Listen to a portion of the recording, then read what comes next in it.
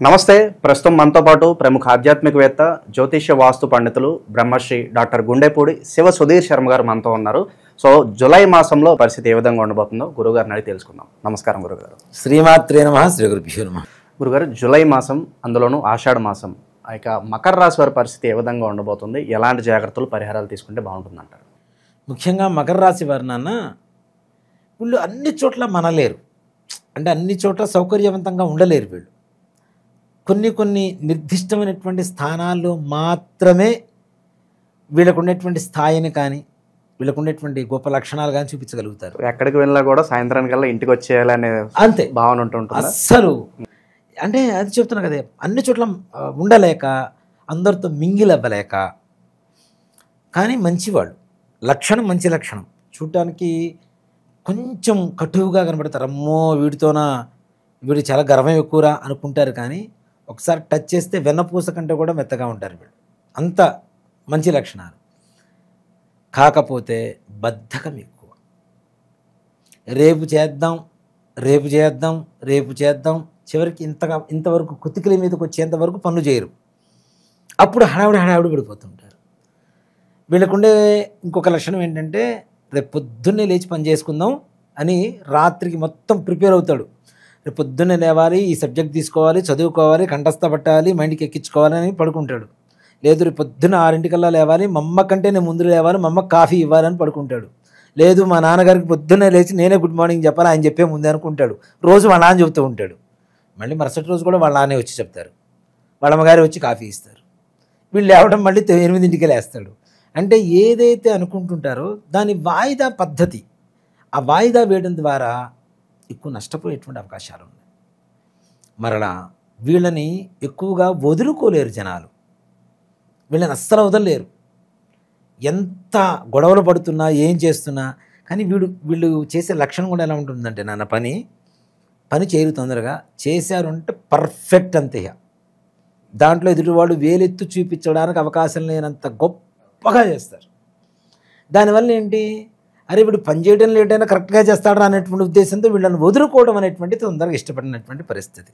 ఇది మకర రాశి వారి లక్షణం. మకర రాశి వాళ్ళకి మరి జూలైలో ఎలా ఉంది అనేటువంటి విషయానికి వస్తే, ముఖ్యంగా అష్టగ్రహ కేతు కుజగ్రహ ప్రభావం ఎక్కువగా ఉంది నాన్న. ముఖ్యంగా హెల్త్ జాగ్రత్తగా చూసుకోండి. అతి ఎక్కువగా కళ్ళకు సంబంధించి, బ్రెయిన్కి సంబంధించి ప్రమాదం జరిగేటువంటి అవకాశం ఉంది. అలాగే దెబ్బలు తగిలి శరీరం రక్తసిక్తమయ్యేటువంటి పరిస్థితులు కూడా కనబడుతున్నాయి. తగిన జాగ్రత్తలు చాలా చాలా అవసరం వీళ్ళకి.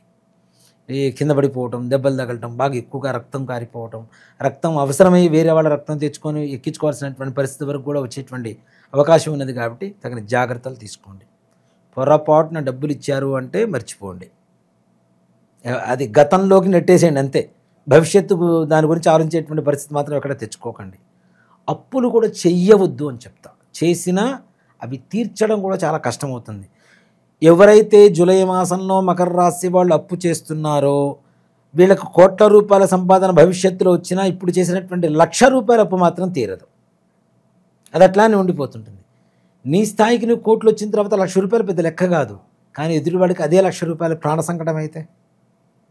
కాబట్టి దయచేసి అప్పులు చేయకండి, అప్పులు ఇవ్వకండి. జాయింట్ బిజినెస్ పొర్రపాటును కూడా ముందుకు వెళ్ళకండి. తద్వారా అవతల వ్యక్తి లాభపడతాడు, మీరు మాత్రం నష్టంలో కూరుకుపోవడం అనేటువంటిది జరుగుతుంది. ఇక్కడ ఎలాంటి వ్యాపారాలు బాగా కలిసి వస్తాయి అంటారు ఇన్ కేసు చేయాలంటే జాయింట్ బిజినెస్? నిజంగా చెప్పాలి అంటే ఇసుక, భూమి ఇట్లాంటి వాటికి బాగుంటుంది. అలాగే కన్స్ట్రక్షన్స్, ఇంటీరియర్, ఫుడ్ ఇట్లాంటివి చాలా బాగుంటాయి వీళ్ళకి. కానీ వీళ్ళు వ్యాపారం ప్రారంభిస్తారు నాన్న. ఎట్లా ఉంటుందంటే 10 మందికి తెలిసేది 100 మందికి తెలిసేలా హడావుడి చేస్తారు. స్టార్టింగ్లో ఆరంభ స్వరూపం ఉంటుంది చూడండి, అదనమాట. చేసి మధ్యలో పోయిన తర్వాత ఎవడు చూస్తాడు, ఎవడికైనా అప్పచెప్పేద్దాం, దాంతో వీళ్ళు నష్టపోవడం గ్యారంటీ. పోతాడు 10 రోజులు జనాల కవరింగ్ కోసం, అక్కడికి పోయి 10 రోజులు చేసి వస్తాడు. 11వ రోజు నుంచి ఇంట్లో కూర్చుంటాడు. ఒరే నువ్వు షాప్ ఓపెన్ చేయరా, ఒరే నువ్వు ఇది ఎంత కమ్మురా, ఫోన్లో చెప్తాడు. కొన్ని రోజుల ఫోన్లు ఎత్తడం కూడా మానేస్తాడు. కొన్ని రోజుల తర్వాత షాపు ముఖం వైపు చూడటం కూడా మానేస్తాడు. కొన్ని రోజుల తర్వాత షాపే మర్చిపోతాడు, దేనికంటే తీసేస్తారు కాబట్టి. ఇలాంటివి కొంచెం జాగ్రత్త. అలాగే పార్ట్నర్షిప్ బిజినెస్లు కూడా అస్సలు చేయొద్దు. చేసిన వ్యాపారానికి నిబద్ధత కలిగి ఉండండి. ఈ పని చేస్తున్నాను, ఇది తప్పనిసరిగా నేను చేయాలని సంపూర్ణంగా చేయండి, 100% బాగుంటుంది. అలాగే ముఖ్యంగా ఇంట్లో ఉండేటువంటి వాళ్ళ అనారోగ్య పరిస్థితి కూడా అంతంత మాత్రానే ఉంటుంది. భార్యాభర్తల మధ్య అన్యోన్యత లోపించి, భార్య కావచ్చు భర్త కావచ్చు కొన్ని రోజులు మాట్లాడుకోకుండా ముభావంగా అదే ఇంట్లో ఉండిపోయేటువంటి పరిస్థితులు, భార్యతో గొడవలు పడి భార్య పుట్టింటికి వెళ్ళేటువంటి పరిస్థితులు కూడా గోచరిస్తున్నాయి. మూడో వ్యక్తి ద్వారా ఏమైనా జరిగే అవకాశాలు 100% మూడో వ్యక్తి దూరితేనే నాన్న, దూరకపోతే పుట్టింటికి వెళ్ళదు, ఇక్కడే ఉంటారు, ఇక్కడ ఫైట్ చేసుకుంటూ ఉంటారు. మూడో వ్యక్తి దూరినప్పుడే పుట్టింటికి వెళ్ళడం మొదలు పెడతారు, అవునా? సో కాబట్టి అలాంటివి జాగ్రత్త, మూడో వ్యక్తులు రానివ్వకుండా చూడండి. వీళ్ళు కూడా కొంచెం బొద్దుగా, హైట్గా, గుండెడు మొహంతో కలిగి ఉంటారు వ్యక్తులు. వీళ్ళతో కొంచెం జాగ్రత్త. మంచి స్టౌట్గా ఉంటారనమాట, మంచి బొద్దుగా ఉంటారు, హైట్ ఉంటారు, గుండ్రటి మొహంతో ఉంటారు, తెల్లగా ఉంటారు మనుషులు కూడా. వీళ్ళతో కొంచెం జాగ్రత్త. ఇలాంటి వ్యక్తుల వల్ల మీ సంసారంలో నిప్పులు పోసేటువంటి పరిస్థితులు కనబడుతున్నాయి. కాబట్టి ఇలాంటి వ్యక్తులను దూరం చేయండి. అందుకనే చాణక్య నీతిలో ఒకటి చెప్తారు నాన్న, ఎంత గొప్ప స్నేహితుడైనా సరే స్నేహితుడు ఇంట్లో లేనప్పుడు ఇంట్లోకి రాకూడదు. ఇది గొప్ప నీతి నిజంగా. ఎంత గొప్ప స్నేహితుడైనా సరే, కొంతమంది చనువు తీసుకుని వెళ్ళిపోతుంటారు, కొంతమంది వాంటెళ్ళి వెళ్తారు. అసలు ఈ చాణక్యుడు ఎంత గొప్పగా ఆలోచించి చెప్పారు చూడండి. చాణక్య నీతిలో, నీతి శాస్త్రంలో కూడా అదే చెప్తుంది. భర్త లేనప్పుడు ఇంకొక పురుషుని ఇంట్లోకి రానివ్వకూడదు. భార్య తన ఫ్రెండ్ లేనప్పుడు, తన స్నేహితుడు ఇంట్లో లేనప్పుడు, తన ఫ్రెండ్ స్నేహితుడు భార్య ఒక్కతే ఉన్నప్పుడు తను కూడా ఇంట్లోకి వెళ్ళకూడదు అనేటువంటిది చాణక్య నీతి. కాబట్టి ఇలాంటి వ్యక్తుల వల్ల ఎక్కువగా నష్టం వాటిల్లేటువంటి పరిస్థితులు కనబడుతున్నాయి. కొంచెం జాగ్రత్త వహించండి. అలాగే విద్యార్థులు కూడా కష్టపడాల్సినటువంటి అవసరం. కానీ విదేశీ ప్రయాణాలకు మాత్రం సానుకూలంగా ఉంటుంది. ఉద్యోగం కోసం కావచ్చు, విద్య కోసం కావచ్చు, ఇక్కడ వెళ్ళేటువంటి వాళ్ళకి వీసాలు తప్పనిసరిగా వచ్చేటువంటి అవకాశం ఉంటుంది. చాలా సానుకూలంగా ఉంటుంది. వెళ్ళిన తర్వాత కూడా అక్కడ కొన్ని రోజులు, ఎక్కువ రోజులు నివాసం ఉండడానికి వాళ్ళకు ఉండేటువంటి గ్రహస్థితిని బట్టి అనుసరించుకొని అక్కడ ఉండడానికి అవకాశం ఉంటుంది. అదే ఎట్లా చెప్పగలుగుతాం, ఎన్ని రోజులు ఉండగలుగుతారు అంటే వాళ్ళ సొంత, అంటే వ్యక్తిగతమైనటువంటి జాతకం ఏదైతే ఉంటుందో అది చూసిన తర్వాతనే చెప్పగలుగుతారు. అలాగే వివాహ దశ కూడా పర్టికులర్ టైంలో వస్తుంది, ఈ టైంలో మీరు ప్రయత్నించుకోండి కూడా మనం అది ఇప్పుడున్నటువంటి పరిస్థితి ఏంటంటే, పూర్వకాలంలో ఒక అమ్మాయికి 10 సార్లు పౌడర్ పూసి జడ వేసి పూలు పెట్టి చీర కట్టేసి కూర్చోబెట్టడానికి సిద్ధమయ్యేవాళ్ళు పూర్వకాలంలో అమ్మాయిలు. ఇప్పుడు ఎక్కడున్నారు నాన్న? పెళ్లి చూపులు అనే పదం పోయింది. అది మంచిదే, రాను రాను పెళ్లి చూపులు పదం పోవాలి, డేటింగ్ అంతే కదా. ఎట్లా అంటే ఒకే అమ్మాయి ఒక 4 సంబంధాలు చూడాలంటే చూడలేకపోతున్నారు వాళ్ళు. ఏంటంటే సెన్సిటివ్గా తయారైపోతున్నారు. అలా అసలు ఏ అబ్బాయిని మనం నిర్ణయించుకోవాలి, ఏ అమ్మాయిని ఎవరు నిర్ణయించుకోవాలి, ఈ సమయంలో కరెక్టా కాదా, వీళ్ళ దగ్గర బాగుంటుందా లేదా అనేది కేవలం రాసులు చూసి చెప్తున్నారు, నక్షత్రాలు చూసి చెప్తున్నారంటే మీరు నమ్మవద్దు. మీ పిల్లల భవిష్యత్తును మీ చేతులారా మీరు పాడు చేస్తున్నట్టే. వాళ్ళ వ్యక్తిగతమైనటువంటి జాతకం చూసిన తర్వాత మాత్రమే చెప్పడం జరుగుతుంది. కానీ ఏదో ఈ రాశికి ఆ రాశికి బాగుంది, ఈ నక్షత్రానికి ఆ నక్షత్రానికి బాగుంది చేసేయండి అంటే మాత్రం చాలా కష్టం అవుతుంది. అలాగే కొన్ని పనులు ఎప్పుడో మొదలుపెట్టి జరగట్లేదని అనుకుంటూ ఉంటారు. వాళ్ళకి గుడ్ టైం స్టార్ట్ ఎప్పుడు అవుతుందో కూడా మనం అది వ్యక్తిగతంగా చూస్తేనే తెలుసు. 100% అన్న.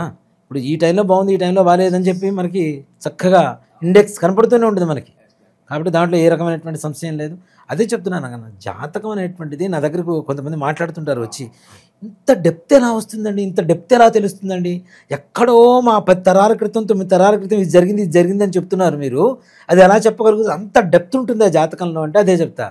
తెలుసుకోవాలి కానీ ఇంకా మహాసముద్రం లోపలికి పోతూనే ఉంటామమ్మా. జాతకానికి ఎక్కడ ఎండ అనేది లేదు, రకరకాల దశలు ఉంటాయి. మీ గతం ఏంటి, ప్రజెంట్ మీకు ఏ దశ నడుస్తుంది, భవిష్యత్తులో ఎలాంటి జాగ్రత్తలు తీసుకోవాలి? నాన్న వాళ్ళకి గతం చెప్పకపోతే భవిష్యత్తు నమ్మరు కదా నాన్న, అవునా? గతంలో ఏం జరిగిందో చెప్పాలి, అది చెప్తేనే భవిష్యత్తు కోసం మనం చెప్పిన దాని మీద నమ్మకం ఉంటుంది తప్పనిసరిగా.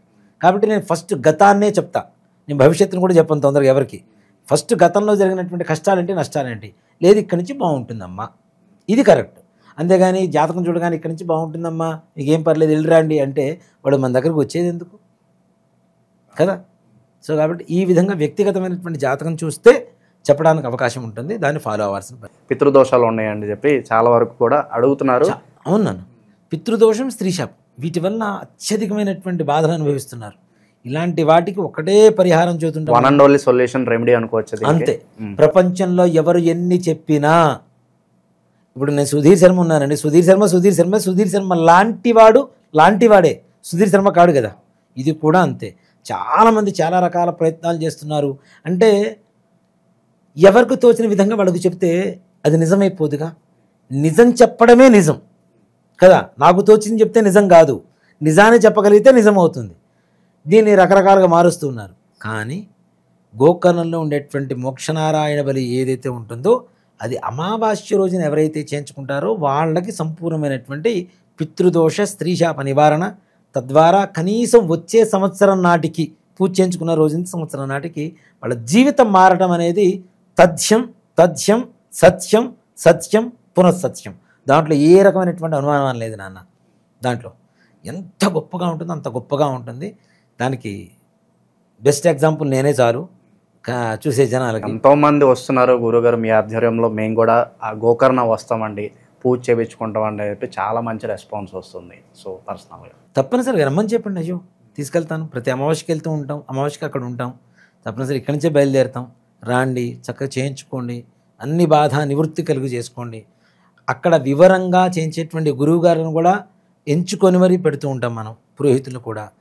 అన్నీ ప్రతి ఒక్క దాంట్లో 1-2 సార్లు ఆలోచించి జాగ్రత్త తీసుకొని వెళ్తుంటాను అన్న. నన్ను నమ్మి ఇంత దూరం వచ్చినప్పుడు వాళ్ళకి మంచి జరగాలి, ఇది ఒకటే. నన్ను అందుకే పుట్టించాడేమనుకుంటాను నేనైతే దేవుడు. అంటే గోకర్ణానికి ఇంతమందిని తీసుకుని వెళ్ళి వీళ్ళ కర్మ నివృత్తి చేయరా అని చెప్పడం కోసమే భగవంతుడు నన్ను పుట్టించి ఈ స్థాయికి తీసుకొచ్చి ఇదే ప్రయాణాలు ఎక్కువగా చేసేట్లుగా చేస్తున్నాడేమో అని నేను భగవంతుడి అనుజ్ఞానుకొని స్వీకరిస్తూ ఉన్నాను. ఆ బాధ్యతలు తీసుకొని చేస్తూ ఉన్నాను. ప్రజెంట్ గ్రహస్థితి బట్టి గురుగారు ఎలాంటి పరిహారాలు దైవారాధనలు బాగా అవసరం అంటారు వీళ్ళకి? ముఖ్యంగా నాన్న పెసలు బుధవారం రోజున పెసలు గుగ్గిళ్ళు చేసి ఏదైనా సరే విష్ణుమూర్తి ఆలయంలో నివేదన పెట్టించండి. నివేదన పెట్టేసి ప్రసాదాన్ని అందరికీ పంచిపెట్టండి. దాంట్లో ముఖ్యంగా బీదనారాయణ ముష్టి వాళ్ళు ఉంటారు కదా, వాళ్ళకి పంచిపెట్టి ఇంట్లో నుంచి ఒక 10 కాయిన్స్ తీసుకుని వెళ్ళండి. ఆ కాయిన్స్ కూడా నీళ్ళల్లో తడుపుకొని తీసుకుని వెళ్ళండి. ఒక్కొక్కడికి ఒక్కొక్క గుప్పిడి పెట్టండి, ఒక్కొక్కడికి ఒక్కొక్క కాయని ఇవ్వండి, కాళ్ళు కడుక్కోండి, స్వామివారి దర్శనం చేసుకోండి, ఇంటికి రండి. 100% బాగుంటుంది. ఓకే. సో ఓవరాల్గా ఈ రాశి వాళ్ళందరికీ కూడా ఈ జూలై మాసం ఏ విధంగా ఉండబోతుందో అద్భుతంగా వివరించారు. ధన్యవాదాలు గురుగారు. శ్రీమాత్రే నమః. శ్రీ గురుభ్యో నమః.